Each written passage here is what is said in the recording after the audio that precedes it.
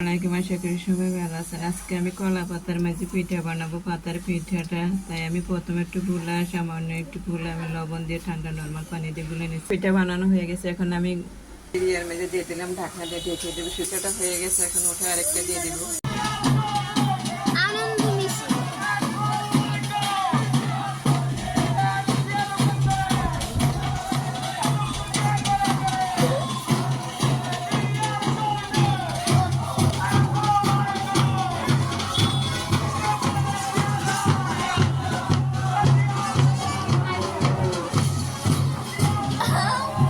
আসসালামু আলাইকুম, আশা করি সবাই ভালো আছেন। আমি ভালো আছি আলহামদুলিল্লাহ। আজকে আমি মার্কেট থেকে দুই একটা জিনিস কিনে নিয়ে আসছি, বেশি নিয়ে আসি নাই।